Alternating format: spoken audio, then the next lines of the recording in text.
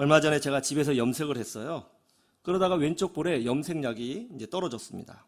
이제 바로 지운다고 했는데 제 볼이 꺼멓게 염색이 되어 있더라고요. 난감했습니다. 물로 씻어내기는 했지만 잘 지워지지 않았습니다. 염색을 다 마친 후에 비누로 씻으니까 어느 정도 지워지더라고요. 그래도 이제 검은 점이 남아 있었습니다. 어떻게 하지 하다가 이제 클렌징 비누, 저희 딸이 쓰는 비누를 짜가지고 발라서 아주 박박 문질렀어요. 그러니까 깨끗하게 지워지더라고요. 야, 요즘 나온 비누가 정말 대단하구나. 이 비누 없었으면 큰일 날 뻔했다. 이 전박이 상태로 가서 설교해야 되는 거 아닌가, 그런 생각을 했습니다. 우리 신앙도 마찬가지죠. 우리가 이 땅에 살 때에 더러운 죄를 영혼에 묻히며 살게 되어 있습니다. 이때 우리의 죄를 깨끗하게 씻어내는 비누가 필요한데 그 비누가 바로 예수님의 십자가입니다. 한 영상을 보니까 참 감동스러운 내용이 있더라고요. 길에서 이제 구걸을 하는 노숙자 한 분이 있었어요. 오랫동안 씻지 않아서 온 몸이 더러웠습니다. 그리고 수염도 길어 있었는데 머리카락과 수염이 정리가 되지 않아서 한눈에 보기에도 아유 지저분해, 그런 느낌을 줬어요. 냄새가 얼마나 고약한지 사람들이 그 노숙자를 피해서 지나가는 것이 보였습니다. 그때 한 사회자가 그 노숙자에게 다가가서 귀에다 대고 뭐라고 말을 하더라고요. 그러니까 그 노숙자가 고개를 끄덕였습니다. 사람들은 그 노숙자를 데려가서 깨끗이 씻겨주고 면도를 해주고 유명한 헤어 디자이너에게 헤어를 잘 정리할 수 있도록 부탁을 했어요. 머리 손질을 받게 한 것이죠. 그리고 아주 고급 양복을 입혀주었습니다. 어떻게 됐을까요? 완전 영화배우 같은 거죠. 길에 가는데요, 여자분들이 막 힐끗힐끗 쳐다보는 거예요. 막 사진을 찍고 너무 잘생겼다고. 야, 이 영상이 딱 우리를 설명하고 있구나 하는 생각을 했습니다. 우리가 죄악으로 더러워진 옷을 입고 있고, 우리가 죄악으로 더러워진 영혼을 가지고 있고, 우리가 죄악으로 더러워진 영적 노숙자로 살고 있었습니다.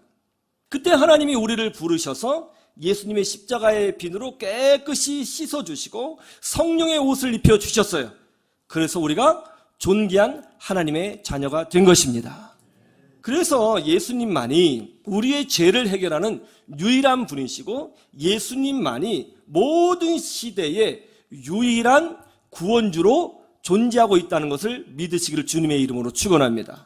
아담도 장차 오실 예수님을 바라보고 구원받고요, 노아도 방주로 오실 예수님을 바라보고 믿음으로 구원받고요, 모세도 율법보다 더 강력하신 은혜의 주님으로 오실 예수님을 바라보고 믿음으로 구원받고요, 아브라함도 소망의 주로 오시는 예수 그리스도를 바라보고 믿음으로 구원받는 거예요. 예수님만이 모든 시대, 모든 순간, 모든 공간 유일한 구주가 되심을 믿으시길 주님의 이름으로 축원합니다. 십자가의 공로가 우리의 죄를 완벽하게 씻어내는 비누가 되는 것입니다. 그런데 문제가 있어요. 이렇게 예수님을 믿고 변화가 되었다고 해서 우리의 영혼이 항상 영원히 깨끗할까요? 그렇지 않다는 거예요. 우리가 이 땅에 살면서 우리는 수시로 죄를 범하고 실수하고 넘어진다는 것입니다. 부정적인 생각을 하고 불순종한 생각을 하고 욕심을 부리고 분노를 하고 짜증을 내고 거짓말을 하고 상대를 비방하고 헐뜯고 또 하나님이 원하시지 않는 길로 걸어갈 때가 많다는 거예요. 다시 더러워지는 것이죠. 그래서 우리가 하나님의 자녀가 되었지만 우리는 사실 늘 예수 그리스도의 십자가의 비누가 필요한 거예요.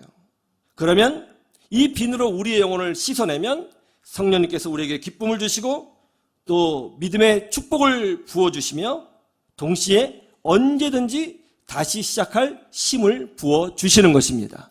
믿으시기를 주님의 이름으로 축원합니다. 여기에 대해서 우리가 알아야 될 거 있어요.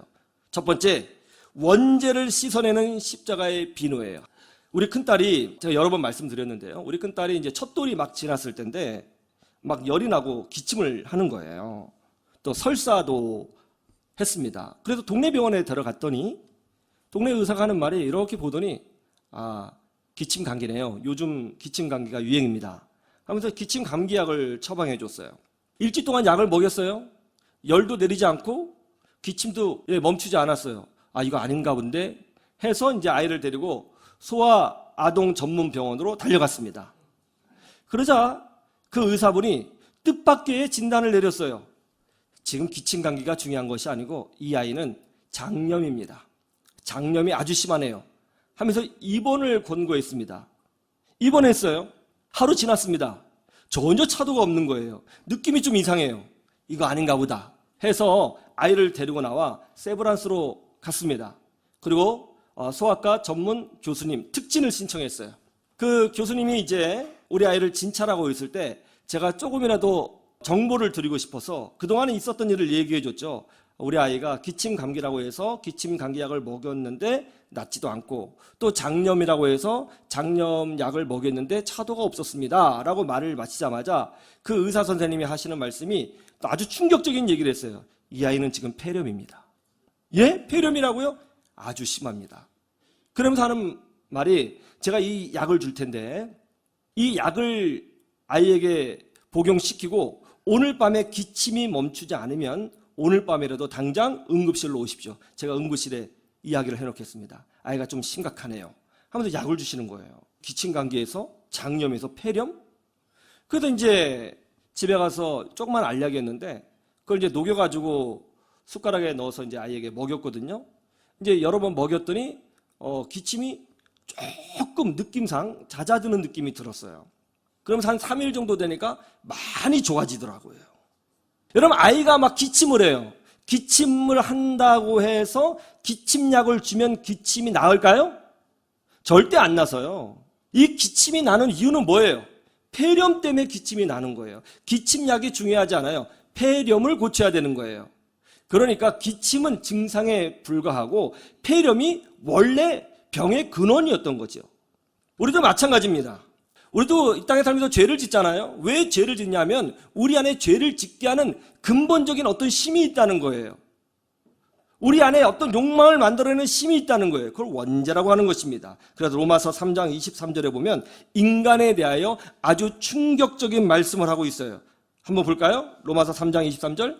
모든 사람이 죄를 범하였음에 하나님의 영광에 이르지 못하더니. 모든 사람이 죄를 범했다. 모든 사람이 죄를 짓고 산다. 모든 사람이 죄를 지어요. 이 세상에서 아무리 착한 사람도 죄를 짓습니다. 그게 인간의 실체라는 거예요.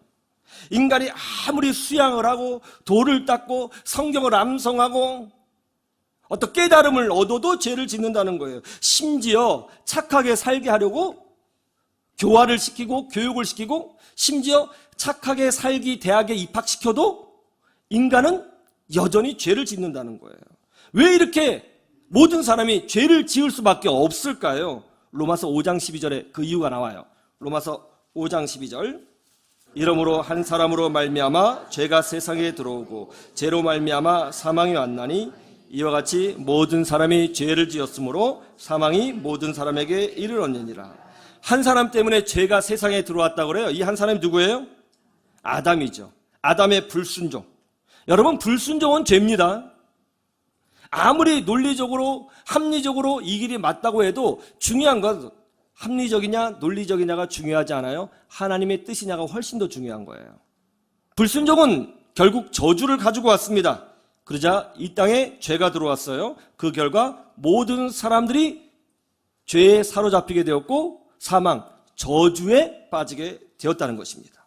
그래서 시편 51편 5절에서 다윗이 이렇게 고백하죠. 내가 죄악 중에 출생하였음이요. 사람은 태어날 때부터 죄성을 가지고 태어난다. 그렇게 말씀하고 있는 거예요. 여러분, 아까 말씀드렸죠? 아이가 기침을 합니다. 왜 기침해요? 기침이 문제예요? 아니면 폐렴이 문제예요? 폐렴이 문제죠. 우리가 죄를 짓습니다. 뭐가 문제예요? 우리 안에 죄성, 원죄가 문제라는 거예요.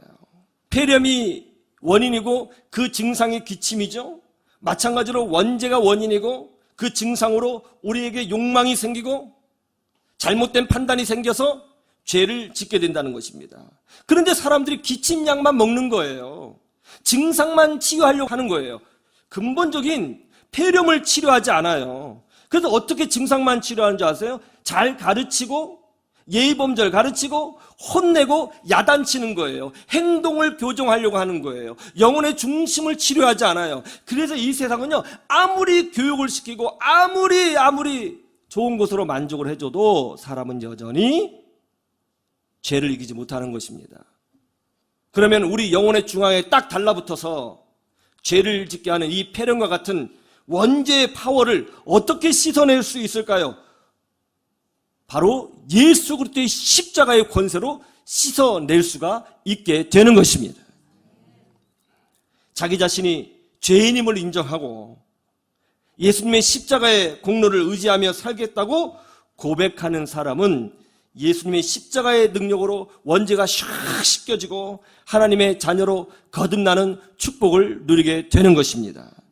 여러분, 죄의 문제를 해결해야 구원받을 수 있어요.